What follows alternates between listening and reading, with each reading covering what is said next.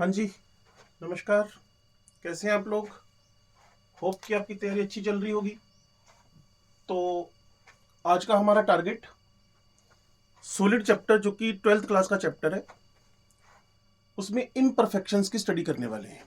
तो approximate 35-40 minute का video होने वाला है, लेकिन इसकी जो इन्फॉर्मेशंस हैं वो बार बार अपने दिमाग में हिट करवाइएगा, जिससे कि आप ढंग से सब बातों को समझ पाए।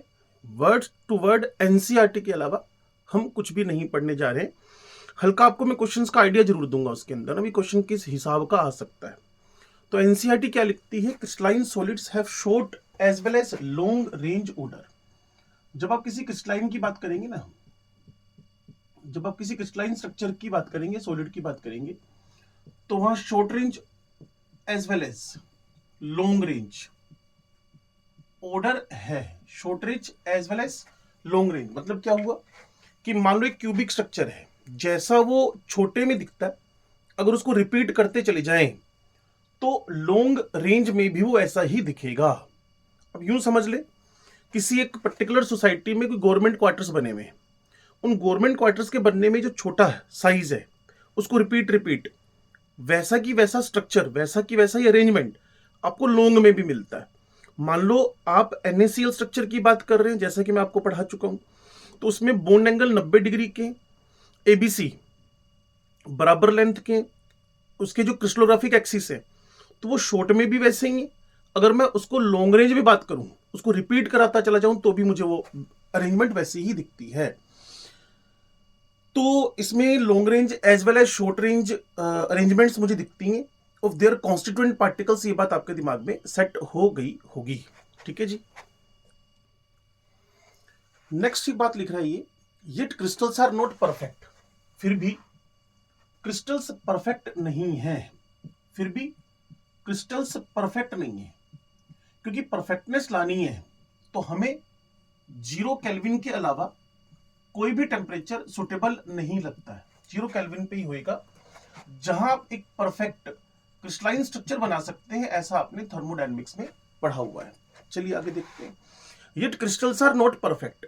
Usually a solid consist of an aggregate of large number of small crystals. किसी भी क्रिस्टल्स के अंदर, ये क्रिस्टल है, मैं NaCl की बात ही कर लू ना, तो NaCl की जब आप बात करते हैं एज होल, तो उसमें NaCl के छोटे छोटे छोटे छोटे छोटे छोटे छोटे ढेरों यूनिट्स आपको दिखते हैं। तो ये लिखा हुआ है, usually solid consist of an aggregate of large number of small crystal. Crystal के अंदर एग्रीगेट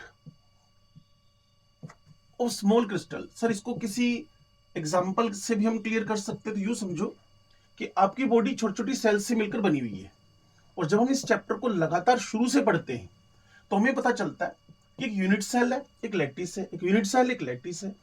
तो छोटी छोटी यूनिट सेल से मिलकर एक बड़ा क्रिस्टल सिस्टम बनता है। Next, the small crystals have defects in them. इनके अंदर मुझे डिफेक्ट्स मिलेंगे, स्मॉल क्रिस्टल्स के अंदर मुझे डिफेक्ट्स मिलेंगे। ठीक है जी। This happen when crystallization process occurs. ये होता क्यों है? डिफेक्ट्स का कोज क्या है, डिफेक्ट्स का रीजन क्या है, डिफेक्ट्स आए क्यों हैं? तो डिफेक्ट की वजह, जब भी क्रिस्टलाइजेशन प्रोसेस चल रहा हो, जब भी कभी क्रिस्टलाइजेशन प्रोसेस चल रहा हो, जब कभी भी क्रिस्टलाइजेशन प्रोसेस चल रहा हो, तब क्रिस्टलाइजेशन की स्पीड बड़ा मैटर करती है। क्या लिखा हुआ है? This happens when crystallization process occurs at fast और मॉडरेट रेट। दो रेट हो सकते हैं। ऐसा जब आप crystallization in the purification chapter पढ़ते हैं, तब भी ऐसी बात हम करते हैं। फास्ट स्पीड से भी क्रिस्टलाइजेशन हो सकता है। इसके अलावा मॉडरेट स्पीड से भी क्रिस्टलाइजेशन हो सकता है। जो स्पीड ऑफ क्रिस्टलाइजेशन है वो मॉडरेट भी हो सकती है, फास्ट भी हो सकती है। When crystallization process occurs at fast rate और moderate rate, single crystal are formed when this process of crystallization occurs at extremely slow rate. अगर कभी एक्सट्रीमली एक्सट्रीमली स्लो रेट से किसी क्रिस्टल का फॉर्मेशन होता हो, अगर एक्सट्रीमली स्लो रेट से किसी भी क्रिस्टल का फॉर्मेशन होता हो, तो उस क्रिस्टल का साइज जो है वो लार्ज बनेगा। अगर क्रिस्टलाइजेशन, वैसे भी आपने रीऑर्गेनाइज होने का पूरा के पूरा उसको चांस दिया। जब किसी क्रिस्टल को रीऑर्गेनाइज होने के लिए आप प्रॉपर टाइम देंगे, वो स्लो रेट से चलेगा, तो उसका साइज क्या होगा, बड़ा होगा। ठीक है जी। Single crystal are formed when the process of crystallization occurs at extremely slow speed और रेट। जब थोड़ी स्पीड से चलेगा तो एक लार्ज क्रिस्टल बनेगा। Even these crystals are not free from, ये तो सिंपल फंडा बच्चे, अपने दिमाग में डाल के रखो। चाहे क्रिस्टलाइजेशन फास्ट रेट से हो, चाहे क्रिस्टलाइजेशन मॉडरेट से हो, या एक्सट्रीमली स्लो स्पीड से हो। मान लो ये ट्रू फॉल्स का क्वेश्चन दे दिया उसने कि सिंगल लार्ज क्रिस्टल बनने के लिए स्पीड ऑफ द क्रिस्टलाइजेशन क्या होनी चाहिए, your answer should be extremely slow. बहुत कम स्पीड से ये चलना चाहिए, बहुत कम स्पीड से ही चलना चाहिए। लेकिन जो लार्ज बना ये भी नॉट फ्री फ्रॉम डिफेक्ट्स, ये डिफेक्ट्स से फ्री नहीं है, इसमें अभी भी डिफेक्ट्स आपको दिख जाएंगे। ठीक है जी। अब कह रहा है कि इतनी देर से आप डिफेक्ट्स डिफेक्ट्स डिफेक्ट्स बोले जा रहे हो, ये डिफेक्ट्स हैं क्या? तो सिंपल मुझे तो एक वर्ड समझ में आता है, अगर कहीं आपको इररेगुलरिटीज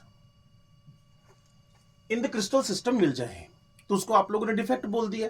the defects are basically irregularities in the arrangement of constituent particles. जो हमारा डिफेक्ट है वो इररेगुलरिटीज, जो अरेंजमेंट है उसके अंदर नाम दिया गया है डिफेक्ट्स को। मान लीजिए आप किसी स्कूल की प्रेयर में खड़े हैं आप लोग, तो वहां क्या हुआ, सभी बच्चों को एक लाइन में लगने के लिए कहा गया, फिर दूसरी लाइन बनी, तीसरी लाइन बनी। उस लाइन में मान लो 2 बच्चे, उनको चक्कर आने लग गए, वो बीमार हो गए, उनकी हेल्थ बिगड़ गई। अगर उन बच्चों को उनकी क्लासरूम में भेज दिया जाए तो वो जो जगह है वो खाली हो गई है, तो इररेगुलरिटी क्रिएट हो गई है। तो किसी भी टाइप की इररेगुलरिटी जो क्रिस्टल सिस्टम के आइडियल फॉर्म में आएगी उसको आपने डिफेक्ट बोला हुआ है। The defects are basically irregularities in arrangement of constituent particles. Irregularity है इन द कॉन्स्टिट्यूएंट पार्टिकल्स, जो अरेंजमेंट बनी हुई है उसके अंदर इररेगुलरिटी। आप बड़ा सुंदर सुंदर अपने पेज पे लिखे जा रहे हैं, अचानक आपका ध्यान इधर उधर गया और आपने किसी वर्ड को गलत लिख दिया। चाहे उससे आप लोग व्हाइट इंक से साफ करें या उसको काट कर आगे लिखना शुरू करें, तो वो एक इररेगुलरिटी जो बनी ना, वो जो एक अरेंजमेंट था आपके सुंदर लिखने का, अच्छी राइटिंग का, वहां जो आपने एक गलती कर दी उसको हम लोगों ने क्या कह रखा है, डिफेक्ट कह रखा है। ठीक है जी। चलिए, broadly speaking the defects are of 2 types, namely, तो डिफेक्ट्स को 2 पार्ट्स में वो क्लासिफाई कर रहा है। एक पॉइंट डिफेक्ट्स है और लाइन डिफेक्ट्स है। पॉइंट, एनसीईआरटी के अलावा हमारा टारगेट कुछ और नहीं है, पॉइंट डिफेक्ट्स है। और दूसरा हमारे पास लाइन डिफेक्ट्स है। ठीक होगी बात। Point defects are the irregularities और deviation from ideal arrangement around a point और एन एटम। तो नाम से पता चल रहा है कि पॉइंट डिफेक्ट को हम एटॉमिक डिफेक्ट्स भी बोल रहे हैं। पॉइंट डिफेक्ट्स क्या है जी, डेविएशन है। पॉइंट डिफेक्ट्स क्या है जी, इररेगुलरिटीज है। कहां पर, आइडियल अरेंजमेंट में। आइडियल अरेंजमेंट में क्या हुआ, किसी पॉइंट के अराउंड और किसी एटम के अराउंड हमारे यहां किसी सबस्टांस के अंदर डिफेक्ट आ गया है। Where is the line defects? Line defect क्या है जी, the line defects are irregularities और deviation from ideal arrangement in the entire row of lattice points. पूरी की पूरी एक रो ही गायब हो जाए, पूरी की पूरी, जैसे ये पूरा एज यहां से मिसिंग हो गया तो आप उसे कहेंगे लाइन डिफेक्ट। तो लाइन डिफेक्ट किसी एक एंटायर रो का गायब होना है, जबकि पॉइंट डिफेक्ट किसी पर्टिकुलर एटम या आयन का वहां से गायब होना है, इररेगुलर होना है या फिर डिविएट होना है। तो आइडियल अरेंजमेंट के अंदर कोई डिफेक्ट्स मिलते हो, इररेगुलरिटीज मिलती हो, तो उसको हम लोगों ने नाम दिया हुआ है डिफेक्ट्स, लाइक पॉइंट डिफेक्ट्स और लाइन डिफेक्ट। डॉट या लाइन, यूं याद कर लें, डॉट या लाइन। तो कुल मिलाकर जो मोटी मोटी बात मेरे दिमाग में आधे मिनट में समझ में आती है क्रिस्टल्स में शॉर्ट और लॉन्ग रेंज ऑर्डर दोनों है, उसके अलावा फिर भी वो परफेक्ट नहीं है। एक सॉलिड में एग्रीगेट ऑफ लार्ज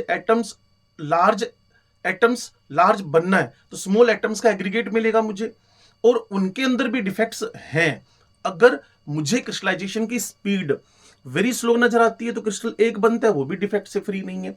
फिर उसने कहा जी जो डिफेक्ट्स हैं वो हैं क्या, पहले तो बता दिया कि चाहे स्लो स्पीड से बने, चाहे हाई स्पीड से बने, चाहे मॉडरेट स्पीड से बने, वहां डिफेक्ट्स तो आएंगे आएंगे, कोई रोक ही नहीं सकता। उसने कहा वेरी स्लो स्पीड से चलेगा तो एक क्रिस्टल बनेगा डिफेक्ट से फ्री, वो भी नहीं है। फिर वो क्या कह रहा है कि हमारे पास डिफेक्ट क्या है, आइडियल अरेंजमेंट के अंदर डिविएशन हो जाना, इररेगुलरिटीज आ जाना। फिर उसने कहा जी ब्रॉडली स्पीकिंग की दो टाइप के डिफेक्ट्स आपको मिलेंगे, पॉइंट एंड लाइन। पॉइंट क्या है जी, किसी एटम या आयन का वहां से मिसप्लेस हो जाना या डिस्प्लेस हो जाना, या फिर वो डिविएट हो जाना, या फिर इररेगुलरिटी आ जाना। और लाइन डिफेक्ट क्या है, लाइन में पूरी लाइन के लाइन का मिसिंग हो जाना। These irregularities are called the crystal defects. इसको पूरे को मैंने क्रिस्टल डिफेक्ट डिफाइन कर दिया है। We shall confine our discussion in point defects only. तो उसने कहा जी हम अपने डिस्कशन को पॉइंट डिफेक्ट्स की तरफ बढ़ाकर ले जा रहे हैं। ठीक है जी। अब जो पॉइंट डिफेक्ट्स हैं, उनको फर्दर क्लासिफाई करने के लिए उन्होंने क्या किया, जो पॉइंट डिफेक्ट्स हैं उनको फर्दर क्लासिफाई करने के लिए क्या किया, एक तो स्टोक्योमेट्री, ठीक है जी। दूसरा इन्होंने कहा है जी इम्प्योरिटी डिफेक्ट है, और तीसरा इन्होंने कहा है जी नॉन स्टोक्योमेट्रिक डिफेक्ट्स है। स्टोक्योमेट्रिक जहां फॉर्मूले में कोई चेंज नहीं होगा, no change in the formula. ठीक है जी। Non stoichiometric mean change in the formula, या फॉर्मूले में बदलाव होगा। स्टोक्योमेट्रिक जहां फॉर्मूले में कोई चेंज होने वाला नहीं है, नॉन स्टोक्योमेट्रिक जहां फॉर्मूले में बदलाव होएगा। Point defects can be classified into 3 categories, stoichiometric, impurity, non stoichiometric. Stoichiometric defects के बारे में क्या लिख रहे हैं, these are the point defects, sure है पॉइंट डिफेक्ट्स का ही पार्ट है, that do not disturb the stoichiometry, फॉर्मूले में कोई चेंज होने वाला नहीं है। They are also called intrinsic,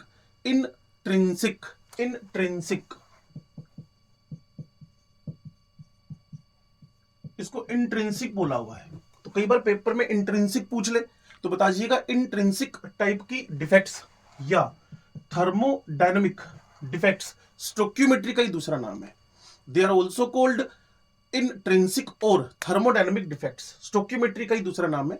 basically these are of the two types, vacancy and interstitial. इसका फर्दर क्लासिफिकेशन किया गया, vacancy and interstitial. Vacancy and interstitial क्या लिख रहे हैं जी, वैकेंसी डिफेक्ट क्या है, नाम से पता चल रहा है। अगर एक न्यूज़पेपर में ऐड आया कि हमारी कंपनी में वैकेंसीज हैं, मतलब खाली जगह है, वैकेंसीज मतलब खाली जगह है, यही लिखा हुआ, वैकेंसी डिफेक्ट का मतलब हुआ when some of the lattice sites are vacant. कुछ लैटिस साइट्स क्या हो गई हैं जी, वेकेंट हो गई हैं। कुछ लैटिस साइट्स क्या हो गई हैं जी, वेकेंट हो गई हैं। The crystal is said to have vacancy defect, वो नाम से पता चल गया। This results in the decrease in density. तो भाई साहब हुआ क्या, density is equal to mass by volume, आपने सुना होगा। मास कमी हो गई, वॉल्यूम बढ़ गया, तो डेंसिटी ओवरऑल क्या हो गई, कम हो गई है। तो जब भी कभी वैकेंसी डिफेक्ट क्रिएट होगा, तो वहां मास में कमी, वॉल्यूम का बढ़ना होगा, डेंसिटी ओवरऑल क्या चली जाएगी, डाउन चली जाएगी। This results in decrease in density of the substance. This defect can also develop when a substance is heated. तो इसीलिए इसको क्या बोला हुआ है, थर्मोडायनामिक डिफेक्ट बोला हुआ है। तो किसी भी सबस्टेंस को जब आप हीट करेंगे तो इस टाइप का डिफेक्ट जब क्रिएट हो जाए तो आपने इसको क्या बोला हुआ है, वैकेंसी डिफेक्ट। जहां तक मुझे इस पूरे वैकेंसी डिफेक्ट में बात लगती है, ये हम नॉन आयनिक सबस्टेंसेस के अंदर क्रिएट कर रहे हैं। मान लीजिए सिलिकॉन पूरा की पूरा एक नेटवर्क है, ऐसा ही ऐसा ही ऐसा ही ऐसा ही ऐसा ही करके। जब आपने इसको हीट किया तो बाहर से कोई सब्सटेंस एंटर नहीं किया है, इसने क्या बोला, intrinsic intrinsic intrinsic thermodynamic. Heat करने से कोई एटम अपनी जगह से गायब हो गया, डिस्प्लेस हो गया, रिप्लेस हो गया, मूव हो गया, तब हम माने कि वहां मास में कमी हो गई है, वॉल्यूम बढ़ गया और डेंसिटी में ओवरऑल डाउन देखने को मिल रहा है। अब इंटरस्टिशियल में क्या लिख रहे हैं जी हम, when some constituent particles atoms और molecule occupy an interstitial site, the crystal is said to have interstitial site. अब इसके बारे में लिखने के लिए मेरे पास कुछ अलग से तो है नहीं। किसी को अगर इंटरस्टिशियल डिफेक्ट की कैटेगरी में डालना है, किसी को अगर इंटरस्टिशियल डिफेक्ट की कैटेगरी में डालना है, तो वहां होना क्या चाहिए, कोई भी कॉन्स्टिट्यूएंट एटम या आयन, मोस्टली यहां पार्टिकल मॉलिक्यूल की बात कर रहा है क्योंकि हम नॉन आयनिक में जनरली वैकेंसी इंटरस्टिशियल की बात करते हैं। When some constituent particles atom और मॉलिक्यूल, इसलिए इसने आयन वर्ड नहीं लिखा, एटम लिखा, मॉलिक्यूल लिखा। पूरा डिस्कशन पॉइंट में स्टोक्योमेट्री में चल रहा है अभी हमारा, उसमें इंट्रिंसिक या थर्मोडायनामिक डिफेक्ट ही दूसरा नाम है। वैकेंसी में वैकेंसी क्रिएट हो गई। इंटरस्टिशियल में कोई भी कॉन्स्टिट्यूएंट वर्ड लिखा, when some constituent particles occupy an interstitial site, तो फिर हम लोग क्या कह सकते हैं, हमारे पास इंटरस्टिशियल डिफेक्ट आ गया। दिस डिफेक्ट, अब देखो हुआ क्या, एक ये नेटवर्क बना हुआ था, ठीक हो गया, और जैसे मान लो सिलिकॉन का ही है, तो ये वाली खाली जगह किसी एक्सटर्नल एलिमेंट एटम ने ऑक्यूपाई कर ली, तो इससे क्या होगा, मास बढ़ेगा, वॉल्यूम कम होएगा, इससे डेंसिटी में क्या होएगा, इंक्रीज देखने को मिलेगा। मैं फिर आपसे कह रहा हूं, वैकेंसी इंटरस्टिशियल को आपको पढ़ना हो तो आप नॉन आयनिक के अलावा कहीं भी नहीं जाएंगे। This defect increase the density of the substance. Vacancy and interstitial defects as explained above can be shown by the non ionic। तो इसलिए बार बार मैं आपसे कह रहा था मेरी बात पे फोकस करें। मैं non ionic non ionic non ionic, atom molecule atom molecule atom molecule के बारे में ही जिक्र करूंगा, आयन का जिक्र नहीं करूंगा। हाँ, अगर आयन का जिक्र करना है तो फिर मैं शॉटकी और फ्रेंकल डिफेक्ट के बारे में आपसे बात करने वाला हूं, शॉटकी और फ्रेंकल डिफेक्ट के बारे में बात करने वाला हूं। तो अभी हम स्टोक्योमेट्रिक डिफेक्ट्स की तरफ ही फोकस करके बैठे हुए, तो अपने दिमाग में ये मानकर चलें कि हम इंप्योरिटी और नॉन आयनिक के बारे में भी बात करेंगे, नॉन स्टोक्योमेट्रिक के बारे में बात करेंगे। वो कह रहे जी आयनिक कंपाउंड्स के अंदर भी आप डिफेक्ट्स ऑब्जर्व कर सकते हैं। मैंने कहा बताइए जी कौन से कर सकते हैं, तो उन्होंने कहा आयनिक solids must always maintain electrical neutrality. ये सबसे बड़ा फंडा है न्यूमेरिकल सोल्व करने का। इनका जो न्यूट्रलिटी है वो ऑलवेज ही क्या करेंगे, मेंटेन करके चलेंगे। ये अपनी न्यूट्रलिटी, ये सबसे बड़ा की पॉइंट है, ये अपनी न्यूट्रलिटी मेंटेन करके चलते हैं, ये अपनी न्यूट्रलिटी मेंटेन करके चलते हैं। तो ये इसका सबसे बड़ा कीवर्ड है इनके न्यूमेरिकल्स को सोल्व करने का। दूसरी बात, rather than simple vacancy or interstitial defect they show these defects as Frenkel and Schottky। तो यहां एक Schottky डिफेक्ट होएगा, दूसरा यहां पर एक फ्रेंकल डिफेक्ट होने वाला है। फ्रेंकल शॉटकी टीचर्स आपको हमेशा ही इंपॉर्टेंट बताते रहे हैं। तो मैं सबसे पहले शॉटकी डिफेक्ट के बारे में बात कर रहा हूं, इसको एच से प्रोनाउंशिएट कर दे शॉटकी, और दूसरा हमारे पास है Frenkel defect, FRENKEL। Schottky and Frenkel defect के बारे में डिस्कशन चल रहा है। अब आयोनिक कंपाउंड्स में हमारी एंट्री हो चुकी है। तो उससे पहले अगर आप शॉटकी फ्रेंकल को पढ़ने से पहले अगर आप इंटरस्टिशियल और वैकेंसी डिफेक्ट के डायग्राम्स को देखना चाहते हैं, फोटोज को देखना चाहते हैं, तो एनसीईआरटी ने इसको फिगर 1.27 और फिगर 1.28 बनाया। तो इन्होंने क्या किया, कई सारे सर्कल बनाए, कई सारे सर्कल में यहां व्हाइट कलर से शो कर दिया, और व्हाइट कलर से शो करते हुए उसने शो किया कि यहां कुछ गायब हो गया, बाकी सब नॉर्मली शो किया, कुछ गायब हो गया है, तो इसको आप लोगों ने एक नाम दे दिया, ये गायब हुआ है कुछ, ये कुछ गायब हुआ है, तो इसको आप लोगों ने स्टोक्योमेट्री में नॉन आयनिक में, नॉन आयनिक मतलब न्यूट्रल वाले, सिलिकॉन टाइप से, जर्मेनियम टाइप से, कोई मेटल टाइप से, तो इसको आप लोगों ने बोल दिया वैकेंसी, या वैकेंसी जनरेट हो गई है। लेकिन एनसीईआरटी ने अगली फोटो जो वैकेंसी के बाद बनाई वो बनाई इंटरस्टिशियल की। तो एक अरेंजमेंट थी आपके पास, स्फीयर, सर्कल, स्फीयर जो भी है, 2D में देखेंगे तो सर्कल नजर आएगा, अदरवाइज तो आपको पता ही है स्फेरिकल शेप होता ही है। तो लैटिस था एक, यहां एक नई इंप्योरिटी आकर बैठ गई, यहां एक नई इंप्योरिटी आकर बैठ गई। तो जब नई इंप्योरिटी आकर बैठ गई, बाहर से कोई आ गया, इन्वेडर, क्लियर ना, बाहर से कोई आ गया, जब बाहर से कोई आया तो आपने इसको बोलना शुरू कर दिया कि ये एक ऐसा डिफेक्ट है जो इंप्योरिटी के एंटर आने होने से हुआ है। तो या फिर खुद सिलिकॉन था, बाहर से सिलिकॉन आ गया, कॉन्स्टिट्यूएंट एटम लिखा था एनसीईआरटी ने। तो इसको आप लोगों ने फिर इंटरस्टिशियल डिफेक्ट्स के नाम से जान लिया है। फिर अब हम फ्रैंकल डिफेक्ट के बारे में बात करने वाले हैं। तो फ्रैंकल डिफेक्ट स्टोक्योमेट्री के अंदर ही आ रहा है और स्टोट की भी स्टोक्योमेट्री के अंदर ही आ रहा है। अभी हमने नॉन स्टोक्योमेट्री और इंप्योरिटी डिफेक्ट के बारे में बात करना शुरू नहीं की है। फ्रैंकल डिफेक्ट क्या लिख रहा है? This defect is shown by ionic compounds, लिखा जा चुका है। दूसरी बात, smaller ion usually cation is dislocated, ठीक है जी, FrEnKEl पहला करेक्टर, केटायन जो साइज में स्मॉलर होएगा, ये अपनी जगह से क्या हो गया? डिसलोकेट कर गया है। ये अपनी जगह से क्या कर गया जी? डिसलोकेट कर गया है। ये अपनी जगह से डिसलोकेट कर गया है from its normal site to an interstitial site. इसकी फोटो भी एनसीईआरटी लिखती है, वो फोटो हम देख ले। फ्रैंकल डिफेक्ट में उसने प्लस माइनस के कई सारे लगातार एक नेटवर्क दिया, उसके बाद कहीं एक छोटा सा एक ग्रे कलर में प्लस इंटरस्टिशियल साइट में डाल दिया, plus minus plus minus plus minus minus plus minus plus minus plus.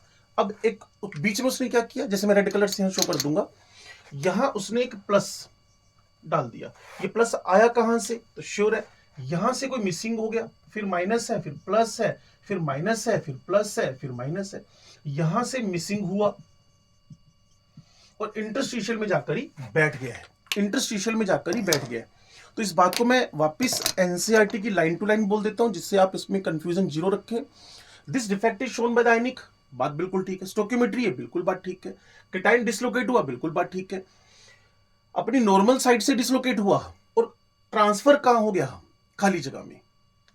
यूं समझो कि एक बस जा रही है, बस में एक पूरी अरेंजमेंट है, सीट्स की बनी हुई है, मान लीजिए 40 सीट्स हैं, ठीक हो गया। अब उस 40 सीट्स में किसी बंदे को जो विंडो साइड चाहिए था, विंडो साइड उसको मिल नहीं पा रही है। तो उसने क्या कहा कि स्पेशल अपनी रिक्वेस्ट करके एक टेबल जो मूवमेंट के लिए जगह होती है, गैलरी बनी होती है, वहां रखवा ली उसने। तो बस में 40 के 40 लोग तो हैं, बस में 40 के 40 लोग तो हैं, लेकिन जो विंडो साइड चाहता था उसको विंडो साइड मिली नहीं। तो वो थोड़ा सा फ्रीडम के चक्कर में उसने बीच में टेबल रखवा ली है अपनी।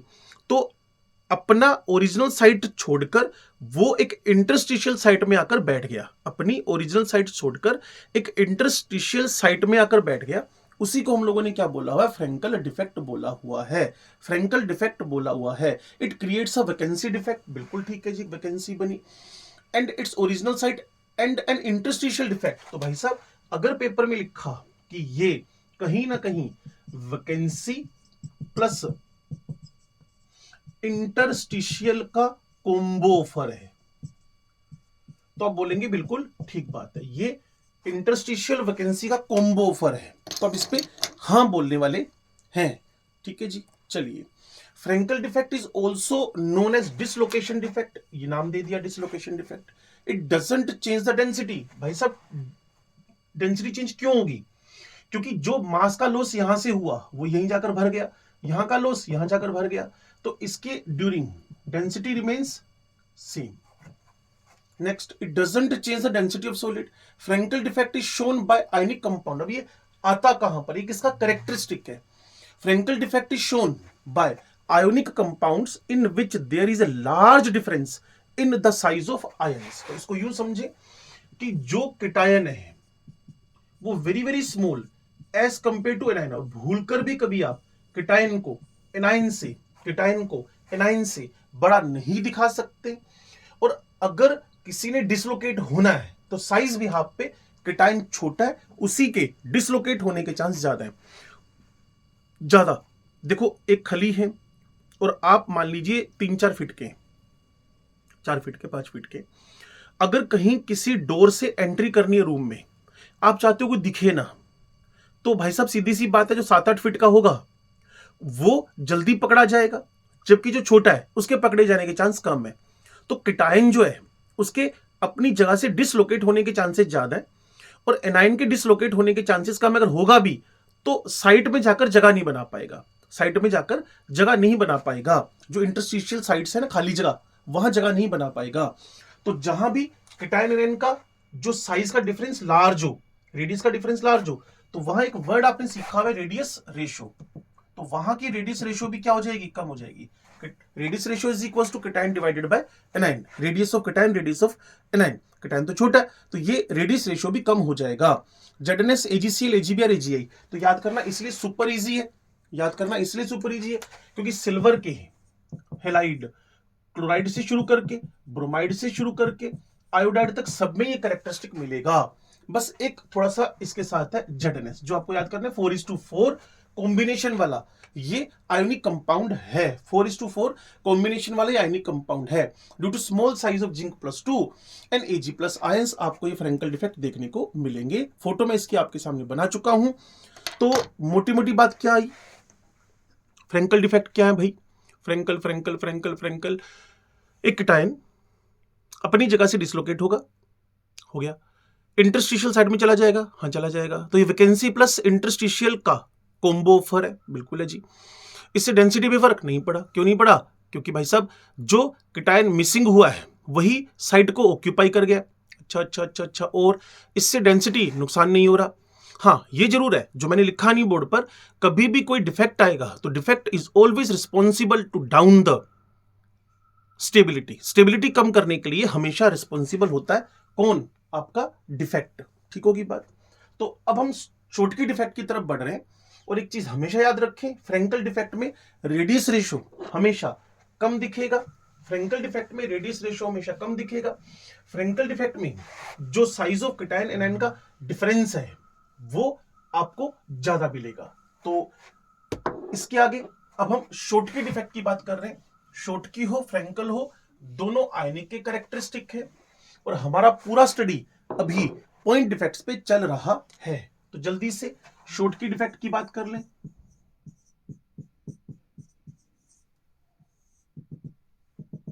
लो जी, Schottky defects, it is basically vacancy defect.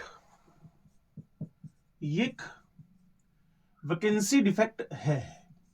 पहली बात, in order to maintain electrical neutrality the number of missing cation anions are equal.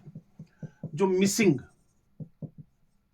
कीटाइंस और एनाइंस हैं उनका नंबर हमेशा बराबर होएगा।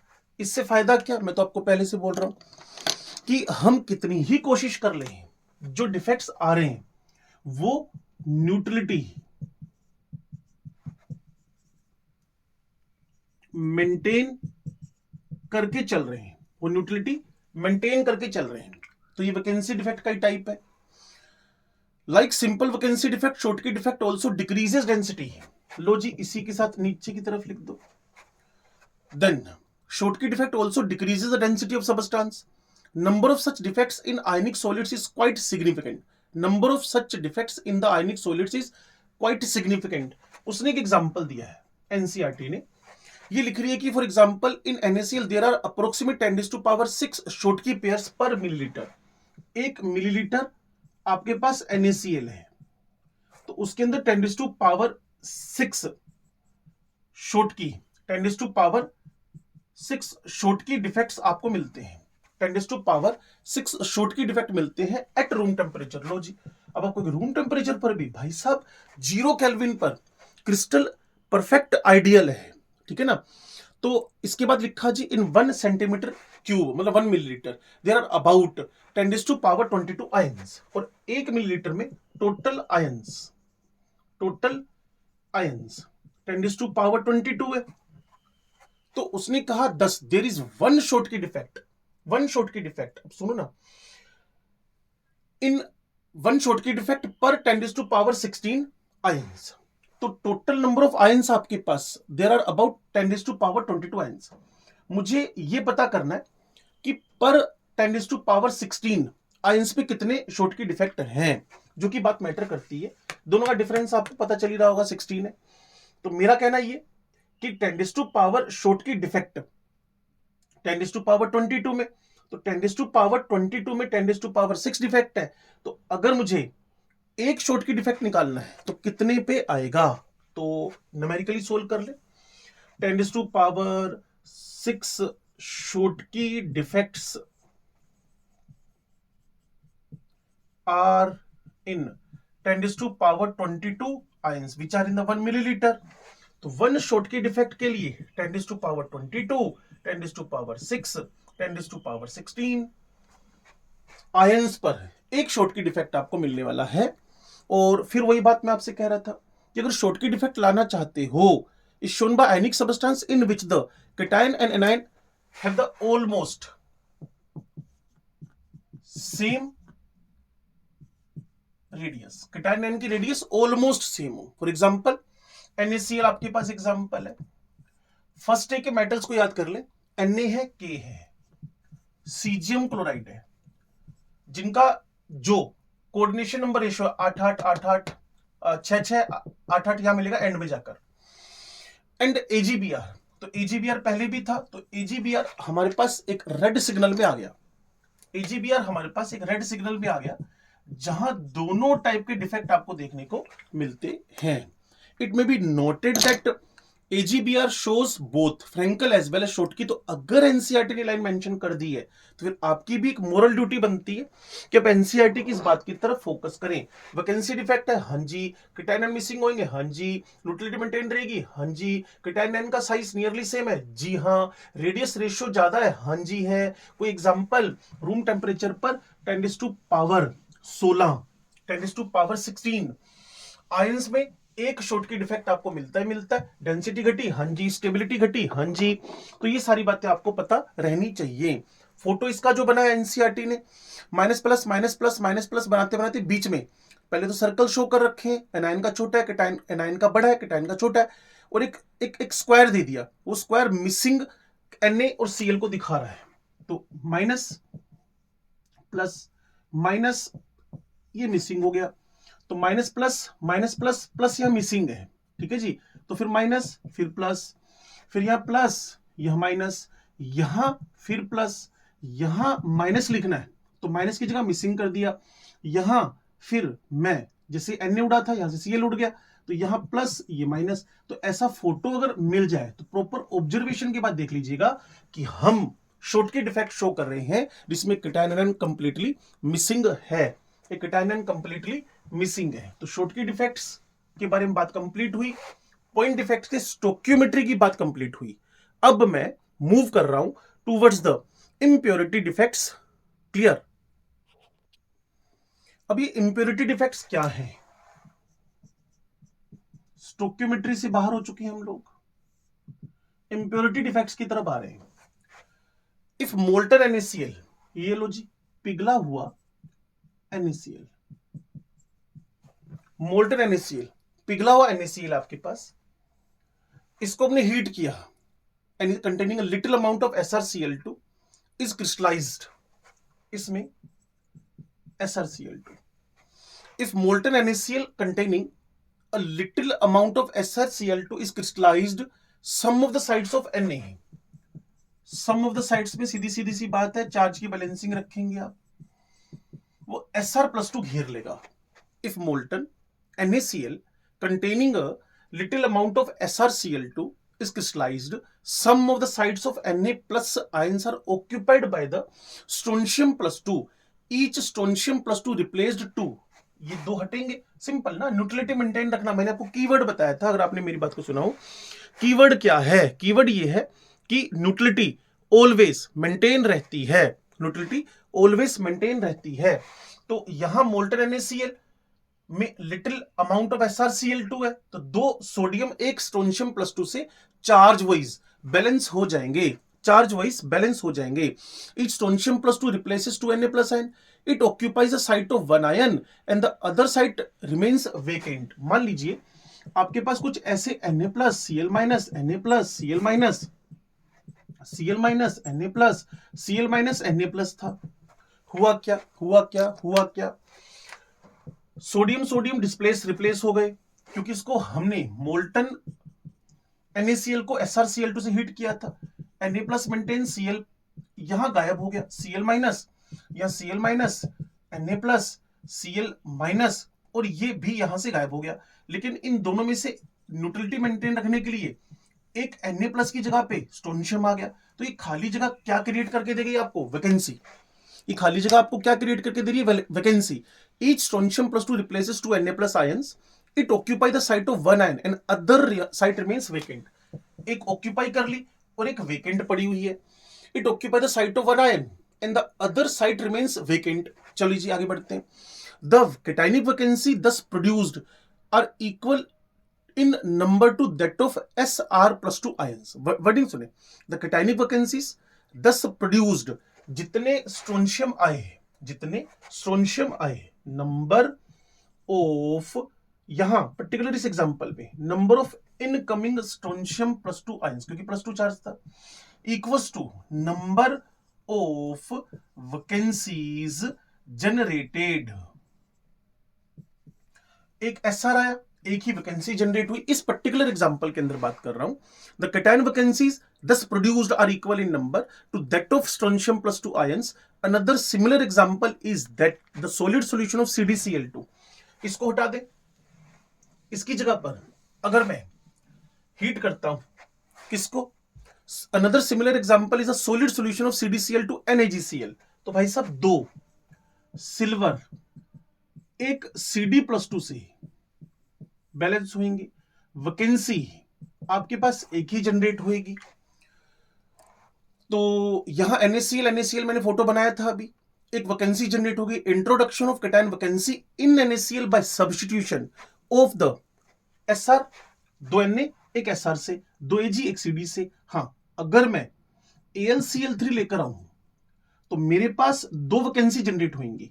तो कई बार मैं वैकेंसी जनरेट करने के लिए एक फॉर्मूला बता देता हूं, जो आपके पास इनकमिंग आयन का चार्ज है,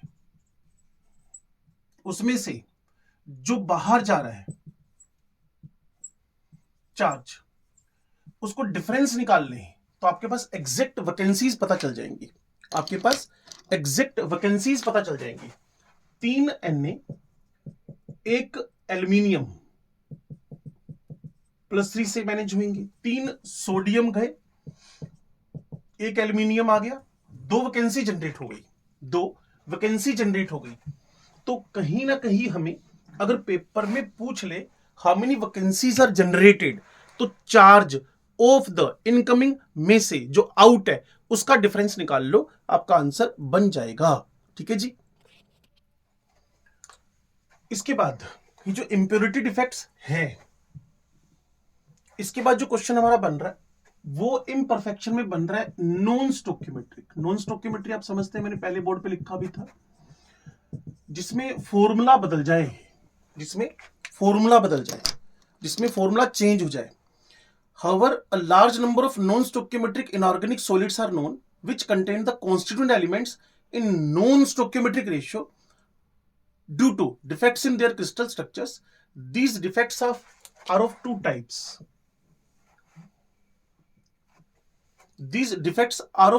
देखो ऊपर के पैराग्राफ में कुछ खास नहीं था, उसने कहा कि large number of non stoichiometric inorganic solids हमें पता है, clear, which contains the constituent elements in non stoichiometric ratio, मतलब जिसमें फॉर्मूला ओबे नहीं हो रहा है। तो एक मेटल एक्सेस है, एक मेटल डेफिशिएंसी है, क्लियर ना। तो यहां लिख दिया गया जी मेटल एक्सेस, दूसरा लिख दिया गया जी मेटल डेफिशिएंसी, ठीक है। और फिर उसके बाद वो कह रहा है कि नॉन स्टोक्योमेट्रिक डिफेक्ट्स के अंदर ये कैटेगरी हमारे पास आ रही है। तो पहला मेटल एक्सेस डिफेक्ट की बात कर ले। A metal excess defect due to anionic vacancy, rule यही है, 4 आपके पास ये फिंगर है, 4 आपके पास ये फिंगर है, अगर ये फिंगर कम हो गई तो मैं बोलूंगा कि जो हमारा राइट और लेफ्ट हैंड है, तो राइट हैंड की फिंगर्स कम हो गई हैं, कम नहीं हुई, हमारे पास लेफ्ट की ज्यादा हो गई हैं। तो आपने कोई भी नई चीज इंट्रोड्यूस नहीं करवाई है, बस हुआ क्या कि एनायन की वैकेंसी हुई, एनायन की वैकेंसी हुई, इसलिए मेटल एक्सेस हो गया। कहते एग्जांपल बताओ जी। उसने कहा NaCl या KCl या LiCl को जब इन्हीं मेटल्स के साथ हीट किया जाए, alkali halide like NaCl KCl shows this type of defect NaCl KCl, ठीक है जी। when crystal of NaCl are heated in an atmosphere of sodium vapor, sodium vapour के साथ मैंने NaCl को हीट किया, अच्छी बात है जी। the sodium atoms are deposited on the surface of crystal। अब हुआ क्या, यू मानो ये NaCl का घर था और इसकी दीवारों पर आकर Na चिपक गया। यू मानो ये आपका घर है और ये आपका दोस्त है, ये आपका घर है, ये आपका दोस्त है। आपके घर में तो सारे हैं, आपके मम्मी पापा, आपके भाई बहन, लेकिन आपका दोस्त आपको चाहता था कि लेकर जाए, तो उसने क्या किया, Cl को उड़ा लिया वहां से, क्रिस्टल सिस्टम में से। The sodium atoms are deposited on the surface of crystal, the chloride ions diffused, यहां से क्लोराइड निकला, clear, chloride ions crystal lattice में से डिफ्यूज्ड मतलब बाहर की तरफ चले जाएंगे, diffused. The chloride ions diffuse to the surface of the crystal and combine with sodium atoms to give the NaCl। तो यहां का Cl उड़ गया, यू माने NaCl, NaCl, Cl, Na, ये उड़ गया। यहां फिर आपके पास Cl, यहां Na अपना पड़ा हुआ है।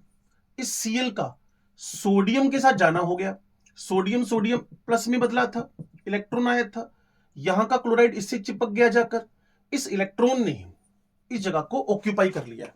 इलेक्ट्रॉन ने, जो सोडियम ने इलेक्ट्रॉन डोनेट किया था, वो इस खाली जगह को ऑक्यूपाई कर गया है। तो वर्डिंग क्या बनी, the sodium atoms are deposited on the surface of the crystal, आपका दोस्त आपके घर के आगे बाहर आकर बैठ गया। द क्लोराइड आयंस मतलब आप डिफ्यूजेस, घर से बाहर निकल गए, to the surface of crystal, आपके घर के बाहर निकल गए, इन कंबाइन विद अपने दोस्त के साथ चले गए। This happens by the loss of electron, ये इलेक्ट्रॉन के लॉस की वजह से हुआ।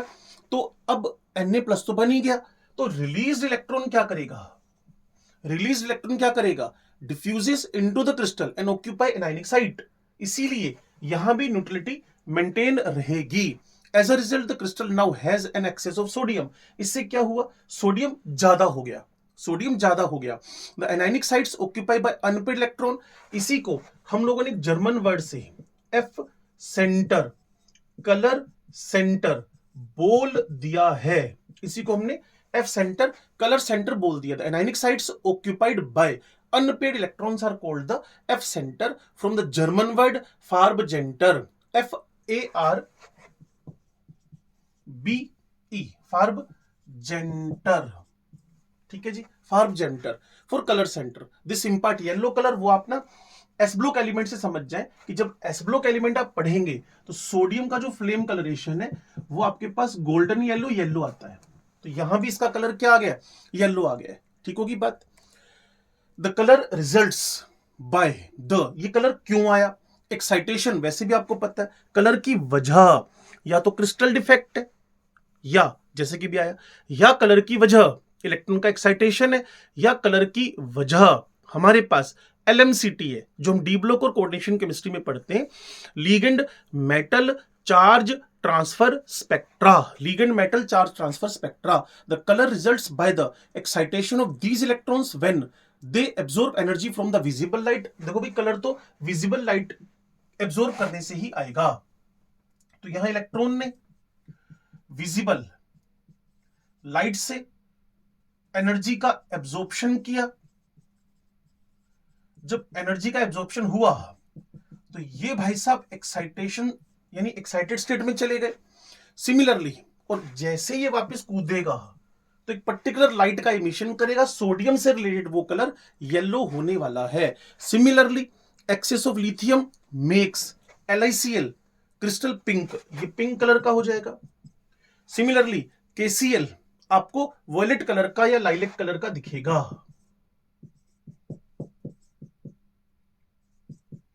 लिली का कलर देखा होगा ना, लिली फ्लावर का, वैसा ही है ये। ठीक है जी। फिर उसने जो मैंने भी क्रिस्टल स्ट्रक्चर बना के बताया वो एक एफ सेंटर एनसीईआरटी ने दिखा रखा है। फिर उसके बाद आपके पास है मेटल का डेफिशिएंसी। मेटल का एक्सेस तो आपने देख ही लिया, मेटल का एक्सेस, क्योंकि एक एनायन बाहर निकल गया। ठीक है ना। अब इसने कहा जी मेटल का एक्सेस, जिसको हम पहले भी लिख रहे थे कि मेटल का एक्सेस हो गया है, मेटल एक्सेस। उसने कहा जी metal excess defect due to the presence of extra cation and interstitial site, ऐसा भी हो सकता है। उसने ZNO का एग्जांपल दिया। ठीक है, यहां क्या होएगा, एक कैटायन इंटरस्टिशियल साइट पर आकर बैठ जाएगा। A metal axis defect due to the presence of extra cation at interstitial site. Zinc oxide is white in color. ये भाई साहब ओरिजिनली व्हाइट कलर के हैं, व्हाइट कलर के हैं। At room temperature, room temperature पर ऑन हीटिंग, जैसे इसको हीट किया, इट लूजेस ऑक्सीजन। ये पहले जिंक +2 O-2 में बदला, O-2 इलेक्ट्रॉन लूज करके ये ऑक्सीजन लूज हो गई, मिल गई सराउंडिंग्स में। On heating it loses oxygen and turns yellow. तो बाद में जो ZNO का क्रिस्टल था येलो कलर में कन्वर्ट हो गया। It loses oxygen and turns yellow. जैसे मैं ZNO को हीट करता हूं तो रिएक्शन एनसीईआरटी दिखाती है जिंक +2 हाफ O2 2 इलेक्ट्रॉन, वो मैंने दिखा दिए। Now there is excess of zinc, zinc का एक्सेस हो गया हमारे पास, ऑक्सीजन उड़ गया in the crystal and its formula becomes zinc 1 + XO, क्योंकि जिंक एक्सेस हो गया।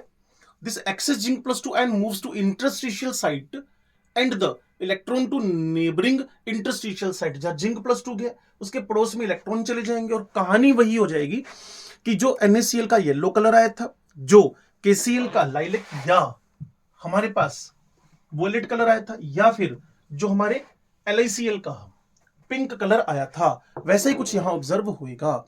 लास्ट एंड फाइनल हमारे पास है मेटल डेफिशिएंसी डिफेक्ट, और मेटल डेफिशिएंसी डिफेक्ट भी अच्छे खासे क्वेश्चनिंग वाले हमारे टॉपिक को कवर करते हैं। डिफेक्ट मेटल की डेफिशिएंसी की बात कर रहा हूं। Defect, there are many solids which are difficult to prepare in the stoichiometric composition and contain less amount of metal as compare to the stoichiometric proportion. Metal deficiency defect, there are many solids which are difficult to prepare in the stoichiometric composition. दुनिया में ऐसे ढेरों compounds हैं जो stoichiometric composition में तैयार करने मुश्किल हैं। उनमें मेटल अपने जो ओरिजिनल अमाउंट है 1:1 इससे अलग दिखता है, जैसे कि Fe 0.93 हो, Fe 0.94 हो, Fe 0.96 हो। भाई साहब सफलता का कोई भी शॉर्टकट नहीं होता है। अगर आप समझते हैं कि शॉर्टकट से आप चैप्टर सीख जाएंगे तो ये दुनिया की सबसे बड़ी बकवास है।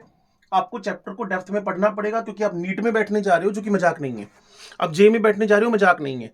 एक बच्चा साल भर पढ़े और आप 1.5 महीना पढ़े और फिर आप सक्सेसफुल हो जाए सिर्फ क्या करके, ट्रिक्स सीख कर, तो मुझे उस पर थोड़ा सा ऑब्जेक्शनेबल लगता है। हाँ, ये जरूर हो सकता है कि चैप्टर पढ़ाते हुए उसमें कुछ इंपॉर्टेंट ट्रिक्स बन जाए, तो पढ़ना तो आपको पड़ेगा। 2-2 साल पढ़ा हुआ बच्चा, 3-3 साल पढ़ा हुआ बच्चा, और वो पीछे रह जाए और आप 1 महीने में आगे निकल जाए, थोड़ा सा मुश्किल काम लगता है। ठीक है, आगे बढ़ते हैं। A typical example of this type is FeO, जैसे कि मैंने बोला आपको, is mostly found with composition of, ये मिलता है मुझे मोस्टली Fe 0.95O, मोस्टली कह रहा है, मोस्टली। इट में एक्चुअली रेंज फ्रॉम 0.93 से लेकर रेंज मिलती है 0.96 तक। ठीक है जी। If crystals of FeO some Fe+2 contains are missing, होगा क्या मैं आपको बताता हूं एक्चुअल में। Fe+2 O-2 Fe+2 O-2 Fe+2 O-2 होगा क्या, अगर ये सारे के सारे यहां से गायब हो जाएं, इनकी जगह पर एक नई अरेंजमेंट बनाओ, Fe+3 आ जाए। एक कीवर्ड अपने दिमाग में रखें, एक कीवर्ड आपके दिमाग में रखें जो मैंने आपको पहले भी बताया था, वो है न्यूट्रलिटी मेंटेन रखना।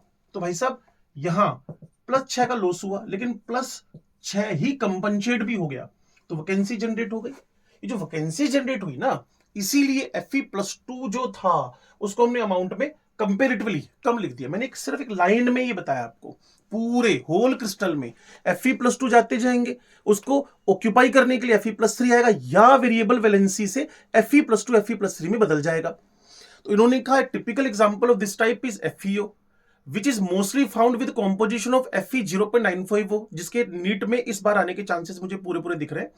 इट में actually range from Fe0.93O to Fe0.96O। If in the crystal of FeO कुछ Fe+2 एटम्स क्या हुए, केटाइंस क्या हुए, हट गए, and loss of positive charge is made by the presence of required number of Fe+3 ions. Fe+2 हटे, Fe+2 हटे, Fe+2 हटे, Fe+2 हटे, Fe+3 ने उसको ऑक्यूपाई किया, और जैसे ही Fe+2 ने Fe+3 को ऑक्यूपाई किया तो हमारे पास एक नया क्रिस्टल लैटिस बन गया, जिसमें Fe0.93O, Fe0.95O, Fe0.96O, ऐसे हमें मेटल की डेफिशिएंसी दिखती चली गई। अब इसको बेस बनाकर ना एनसीईआरटी क्वेश्चन लिखती है पीछे एक्सरसाइज में जाकर। उसने कहा एनालाइज शो द निकल oxide has a formula Ni 0.982। ठीक है जी। व्हाट फ्रैक्शन ऑफ निकल +2 एंड निकल +3 इज देयर। अब समझ गए मैं क्यों इस पे जोर मार रहा हूं। पेपर में आने के चांसेस मुझे इसके दिख रहे हैं, क्योंकि एनसीईआरटी के एक्सरसाइज में जो क्वेश्चन डेंसिटी को लेकर है वो सिल्वर की डेंसिटी पूछी हुई थी, और यहां 2022 में उसने कॉपर की का एटॉमिक वेट पूछ लिया था। एजी का एटॉमिक वेट पूछा हुआ है एनसीईआरटी के एक्सरसाइज में, और कॉपर का 2022 में पूछ लिया। अब इस क्वेश्चन पे मुझे शक हो रहा है कि इस क्वेश्चन पे वो गेम खेल सकता है।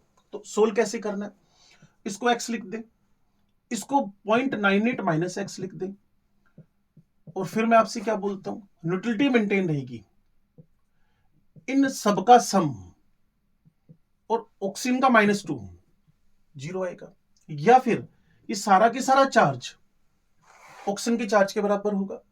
इसकी ट्रिक क्या है, आप यहां से शुरू कर ले, Fe0.9O, इसमें जो आयरन +2 है, आयरन +3 है, वो 0.70 और 0.20 है। अब एक काम करना, जैसी Fe0.91O होगा ये 73 हो जाएगा, ये कम होकर 18 हो जाएगा। Fe0.98 करोगे तो इसके पर्सपेक्टिव में 8 गुना 0.08 बढ़ाइए, तो 0.8 बढ़ा, तो अब ये Fe+2 यहां बढ़कर 94 हो जाएगा, और Fe+3 यह 04 हो जाएगा।